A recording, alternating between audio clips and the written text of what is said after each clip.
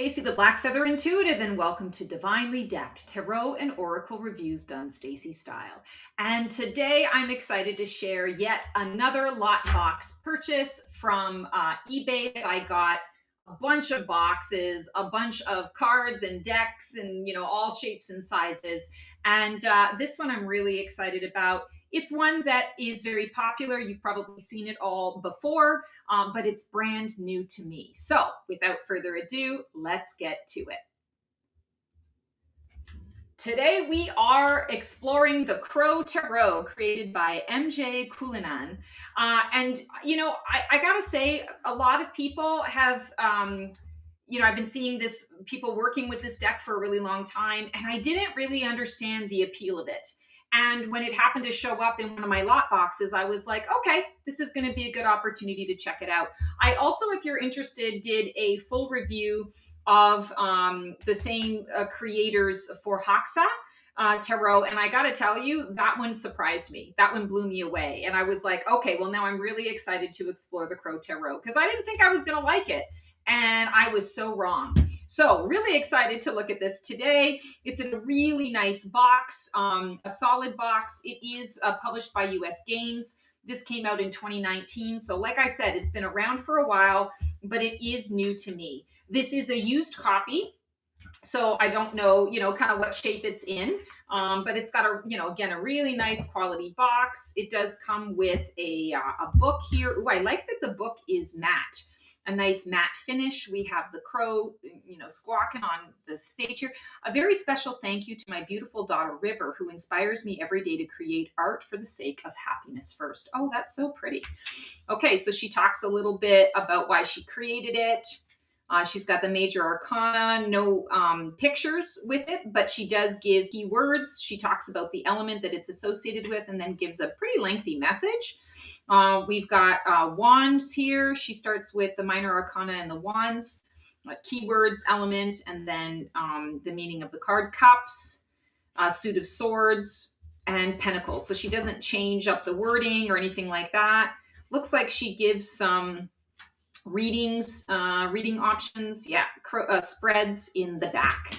Okay, very nice. All right, so one of the things that I have noticed with her decks, I think it's a her, she, maybe it's a he, I apologize, with their deck, is that they use larger cards. So it almost has an oracle feel to it, even though it is a tarot card. The backs obviously are very reversible. Ooh, it's definitely I want to say a US Games cardstock, but it does feel, I want to say, not as flimsy. Like it feels like it's got a little more substance than sort of the traditional US Games tarot. Like I said, it's quite large. Actually, I've got a regular sized tarot card here, so we can use that for comparison. So it is quite a bit larger. It definitely does give that oracle feel. Okay, let's take a peek and see what we've got. Ooh, so we're starting off with the Chariot.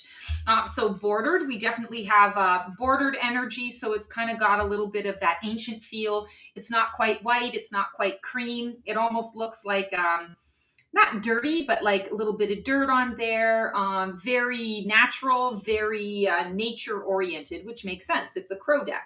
I love that we have the laurel wreath here, victory, and the crow is its own chariot.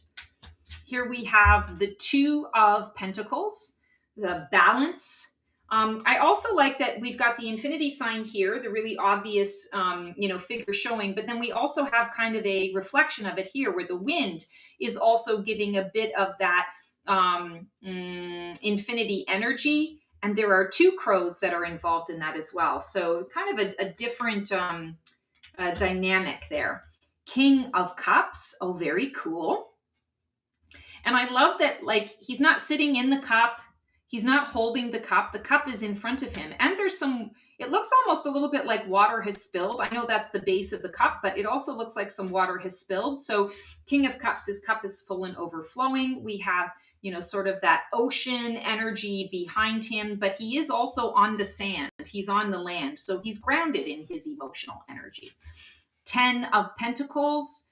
We have a number of different crows, showing up there in terms of that legacy, that family-oriented energy. I love the colors. I love the use of the pink here to break up the green and the yellow. Page of Cups. So again, a lot of that blue energy, a lot of the water coming through. We've got a seashell or a starfish. We've got a little crab here. We have, what's interesting is we have a whale that is coming out of this cup. So it's not a, typically it is a koi fish, a goldfish. But here we have a whale, and I think that's a really interesting choice, kind of that black and white energy. Four of Pentacles. That's really cool. He's balancing one on his head, one in either wing that he's clutching to his chest, and then he's balancing on one with his claws. Page of Wands. Lots to say, this one. Making an announcement. He's carrying a wand with him. Very, I want to say Harry Potter-ish. Queen of Pentacles. So I love the butterfly. There's just a single butterfly that's being depicted here. Of course, there is the rabbit or the hare. We've got some beautiful, maybe red poppies that are coming up, a lotus flower. We have a tree that is in full harvest behind her, but there also does seem to be kind of an indicator of maybe a little bit of snow, and snow is purity. She's high up in the mountains. I like that. The lovers. Oh, I love that their heads are coming together and there's a heart in between the two of them. That's beautiful. I like that depiction. Two of Swords. Yeah, one balancing on the swords. One claw, one foot on one sword, one foot on the other, showing the blindfolded energy, trying to figure out where to go, what's the right next direction. Ace of Cups. My love cup is full and overflowing. I love that there is some fire. The sun is being represented here as well, and the air. So we're seeing a lot of the elements actually being reflected here in the Ace of Cups. Falling in love with your environment, having all of your resources, having plenty to inspire you in your environment.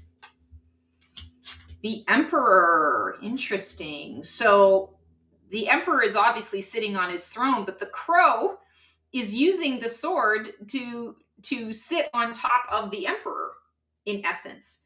Almost like a takeover, or maybe it's a collaboration of sorts, depending on how you want to look at it. Eight of Swords. So it's that entrapment. On the other side of that is freedom. He's got wings. He can fly, but if he were to spread his wings and fly, his wings are going to get a little cut up, right? So there's a cost to getting out of the prison of your mind, but you'll heal from that. The thing is, do I just stay stuck for fear of the injuries that I'll get on my way out? Or do I, embrace the injuries, heal from them, and then I'm free, right? I've got my freedom. And that's really the choice here. Ooh, okay. 10 of Swords.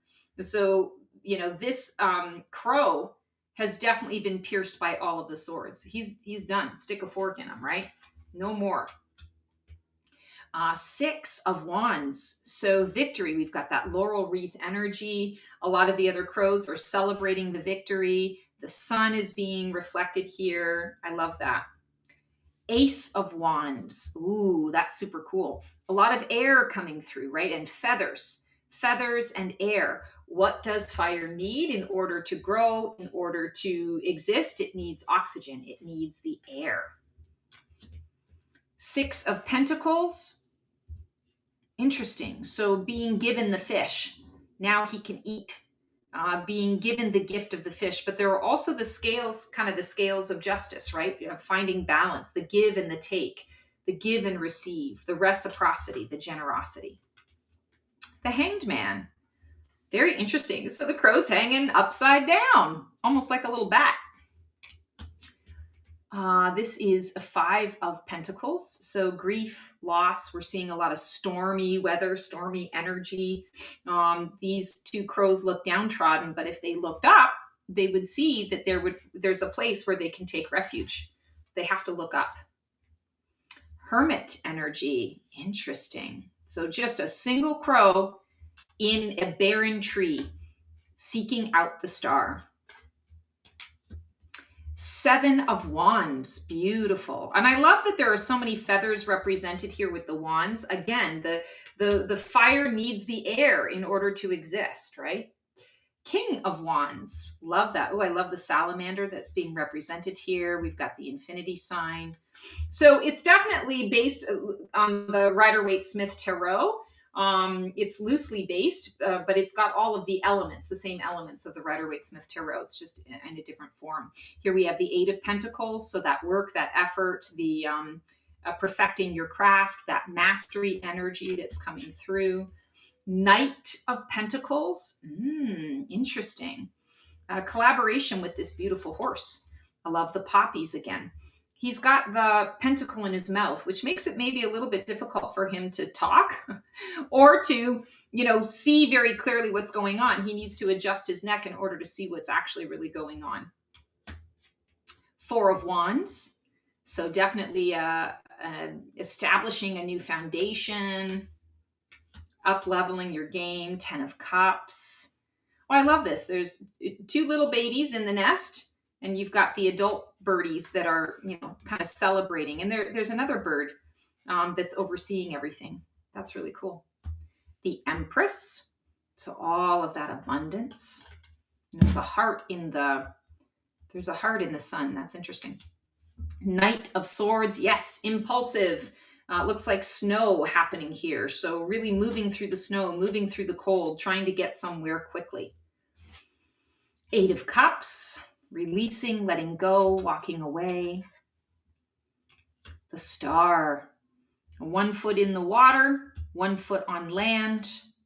Really seeking out what the new path will be. The Magician. Yes. Using all of the elements at their fingertips, at their claws to be able to create the new. Judgment. Interesting. So here we don't have angels. We have the crow who is answering the call, or who is giving the call. And then we have these little birds, and we're seeing like little skeleton birds that are coming up from these. I forget what the name of these are, but you can. It's a meditative thing where you create these little stone towers and stone figures. It's a kind of a ritual kind of thing. So I think that's really cool.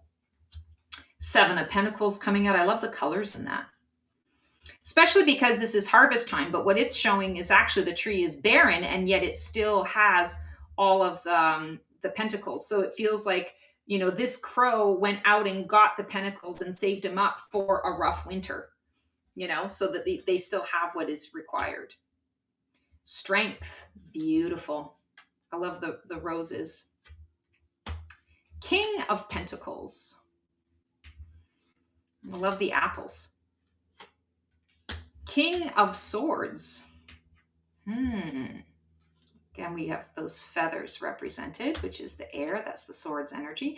3 of Cups. Yes, they're all drinking together. They're all nourishing themselves with each other. 5 of Cups. Grief, loss. Queen of Cups. That emotional space, feeling confident in her emotion, ocean of emotion. There's a lot of busy work going on here, a lot of busy stuff. And often that's what happens in our ocean of emotion. We're feeling a lot of things all at once. And it can make things a bit confusing. I definitely feel confusion when I look at that card. 5 of Swords. I always say, do you want to be right or do you want to be happy? Was it worth it? Knight of Cups. Very cool. I love that. The horse has a angel wings kind of branded on the side of him. That's super cool. And all the fish are, I want to say, like coming down to participate in the imagination, in the romanticism of it all. Queen of Wands. Oh, very cool. Again, the wand is being supported by these 2 beautiful lions, her familials. Justice. I love that Justice has a red blindfold on. Safety, security, resource, connecting to the earth. The Moon. Oh, and here we, instead of the man on the moon, or man in the moon, I should say, we have the crow in the moon. I love that. We've got a little fish represented in the pond. Ah, there's also a bird that is trapped in a cage. That's interesting. The sun. Ah, the blindfold is off and the choice has been made. And now using that, repurposing that blindfold for something else. Two of Wands, direction. And there are two crows. They're not at odds with one another. I feel like they're working together to evaluate which, and it looks like they've chosen the path, right? The direction has been chosen. They're working together for the one common goal. That's really cool. Seven of Swords. Temperance. Oh, there we have the angel wings again. I love that. The crow is alchemizing. Nine of Cups. Ooh, that's beautiful. So, wishes fulfilled. We have apples, we have grapes, we have berries of some kind. We've got a lotus flower, we've got keys. Love that. Sunflowers are being represented. Five of Wands. Focus on scattered energies. Here we have the Three of Pentacles. Collaboration, working together, picking those cherries. Six of Swords. Moving on to calmer shores. Yeah, especially like a lot of the feathers are kind of being left behind, finally moving forward, getting assistance to move forward. Had to leave some stuff behind though. It's not without cost. The World. Yeah, another laurel wreath with those infinity signs. We've got all of the elements represented. Eight of Wands, swift release. The wands are coming at the bird rather than moving away from the bird. That's interesting. So there's an energy of receiving here. What have you released and what is coming in its place? Queen of Swords.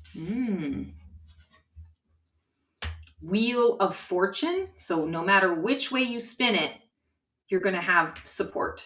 You're going to have an interesting surprise. Three of Wands. Expansion. So using those wands to bridge the gap from one place to another. That's a cool interpretation. The High Priestess. Wearing the veil. Very interesting. 10 of Wands. Yes. So hanging on for dear life. Some of these are going to fall out. Maybe lighten the load. Do you need all those wands? Or maybe take 2 trips. Two of Cups. Oh, this is interesting. They're like the cup is being beamed into the other. That's interesting. And like the Lover's card, right? Coming through like the Lover's card with the two that had their heads together and the heart was between them. Now they're uniting, they're joining, and there's that DNA energy that's coming through here. Seven of Cups. Dreams and illusions. Four of Cups. Despondency, delay. Page of Swords. This looks painful. He's got one, he's holding it in his beak, and as well as they always hold the blade, not the hilt. That always is so disturbing. Like you're just cutting yourself. Why are you doing it? Nine of Wands. So that card of control, resilience. Six of Cups. That's interesting. Nostalgia. Sometimes it can be about getting stuck in the past, clinging to the past.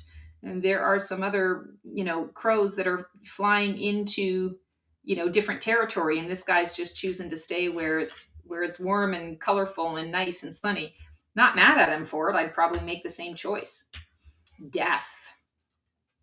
Yeah, this feels very much like this is the crow's soul rising out of the dead body, rebirth, phoenix rising. Nine of Pentacles. I love that there's a wolf here. Nine of Swords. Ace of Pentacles. The Devil. The Hierophant. Four of Swords. Yeah, he's getting some rest. Three of Swords. The Fool. I like that with the lotus flowers. It's kind of like, this isn't my first rodeo. but it is my first rodeo in this direction, right? I have the lotus flowers, which means that I've grown from the muck at least 3 times. This might be, my fourth journey, but I'm ready. Sign me up. Ace of Swords, Page of Pentacles, Knight of Wands. Ooh, and the Tower. All right. So in true Stacy style, I'm going to shuffle these bad boys up and see. So I will tell you, I have big hands and my hands are stretched to shuffle this. So, if you're getting these cards, you may want to shuffle them lengthwise. It'll be a little bit easier for you because it is a stretch. Like I said, I've got big hands and I'm kind of at the limit to be able to stretch that. Oh, okay. So how does this card deck want to work with you if you want to work with it? Interesting. Queen of Pentacles. So this is a deck that is always going to keep it very much in the tangible and the physical, really helping you to understand why it's being manifested into your life so that you can kind of pick up where it's leaving off and you can manifest it in the ways that you need to manifest it. Also, the bunny rabbit. I feel like it's about fertility, and this deck is always going to encourage you to grow. It's not going to give you any, I want to say, lighthearted guidance or advice. It's going to always give you and have you thought about this? I feel also like it's going to give it to you straight. So it's not going to sugarcoat the message. It's going to give it to you straight, but it gives it to you based on, like, take a look at the environment around you, because it's the environment, not just the figure in the card, but it's the environment. It's the whole picture in the card that is important. So this is a deck that is going to encourage you to look at the whole picture, not just to focus on one aspect of the picture, but to understand how it all coincides. So we've got the moon that's working here. So moon energy often is things aren't always what they seem. There's a little bit of secretive energy. It's intuitive.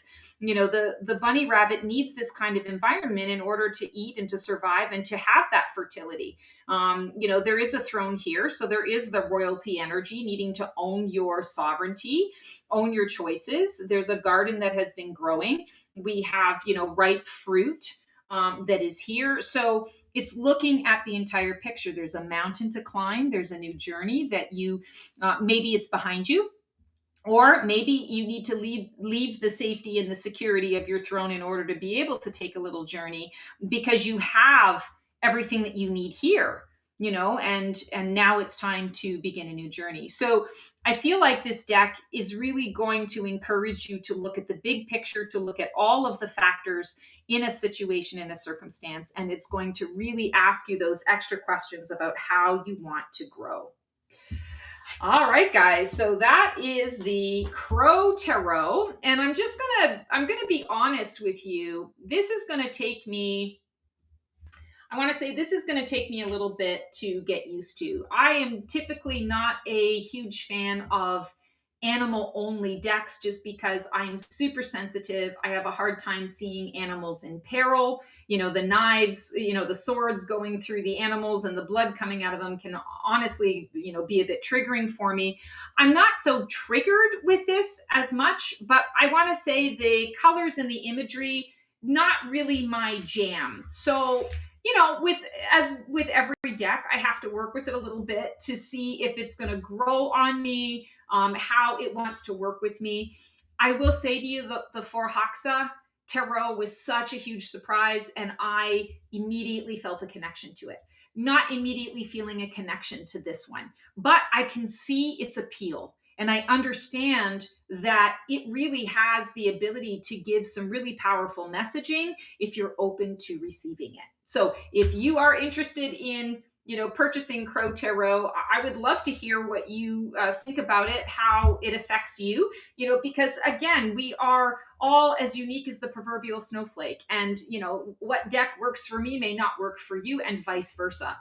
So I would love to keep the conversation going. Let me know in the comments how you felt about this. Like, subscribe, click the bell on my YouTube channel. Share this content with anyone that you feel could benefit from this type of guidance. Until I see you for another Divinely Decked episode, sending you so much love, so much support. We will see you on the flip side, and transform well. That's our show for today. I hope you enjoyed it. It was great to connect with you guys. Please like, subscribe, and comment for more content like this. And feel free to follow me on Blue Sky for even more content every single day. Can't wait to see you guys next week for another installment of Black Feather Couture, Divining the VIP Life.